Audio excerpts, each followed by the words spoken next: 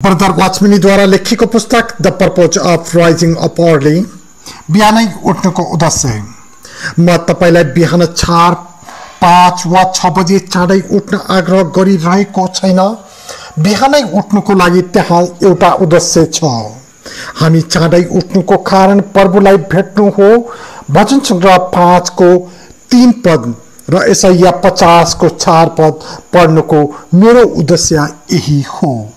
एक पश्चिमी मिशनरीले एक पटक भने कि बिहान उसले गर्ने पहिलो काम भनेको परमेश्वरलाई उनको आवाज सुन्न दिनु हो।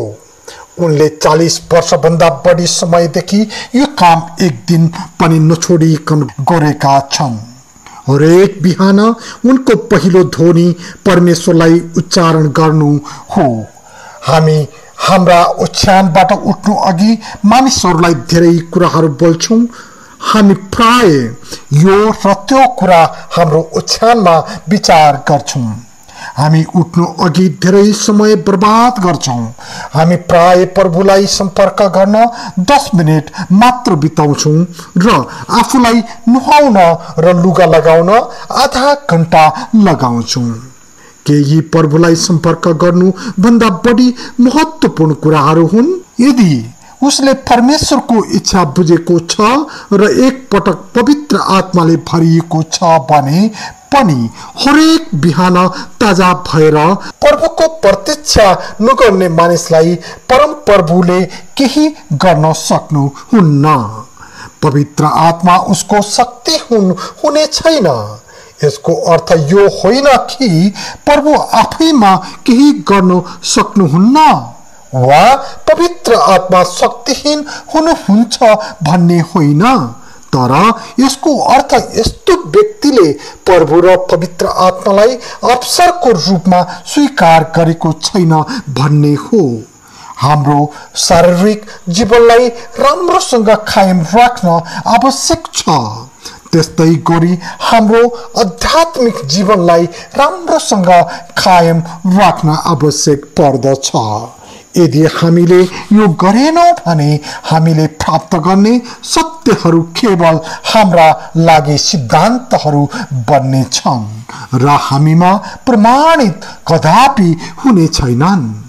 मैले माथि उल्लेख गरेको मिशनरीले भने कि उहाँ बिहान यसरी आफ्नो पहिलो प्रार्थना गर्नुहुन्थ्यो, प्रभु मलाई फेरि उठ्न दिनुहोस् ताकि म एक पटक सूर्य देख्न सकूं। प्रारम्भिक उठ्नु लक्ष्य होइन, यो लक्ष्य प्राप्त गर्ने उद्देश्यको लागि हो।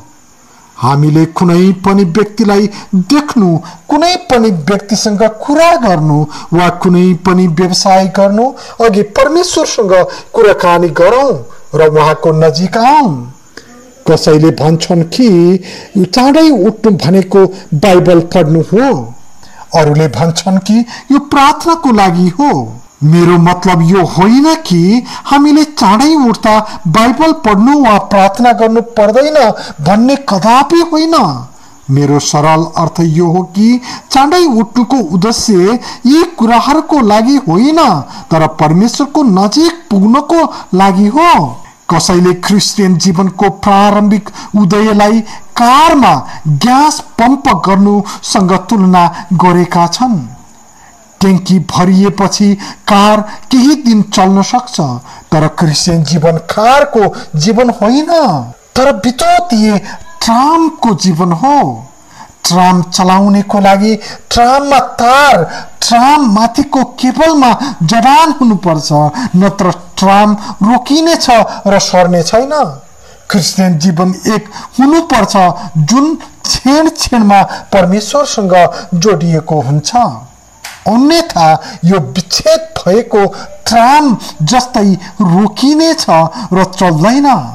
धेरै मानिसहरू सोच्छन् कि जबसम्म उनीहरूसँग केही असाधारण अनुभवहरू हुन सक्छ यसले उनीहरूलाई केही दिनसम्म बोक्नेछ।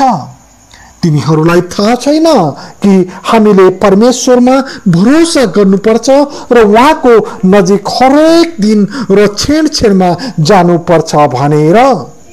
हामी हरेक दिन चाँडै उठ्नुपर्छ र प्रार्थना र वचनको पाठन मार्फत परमेश्वरको नजिक गएर बारम्बार पुनर्जीवित हुनुपर्छ। तीतस 3:5 दुई कुराको बारेमा बोल्दछ।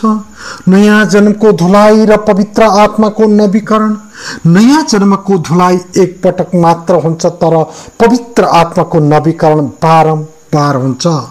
पुनर्जागरणको धुलाई हाम्रो नयाँ जन्मको समयमा हुन्छ, तर पवित्र आत्माको नवीकरण एक अभिषेक हो जसले हामीलाई हरेक दिन उज्यालो बनाउँछ।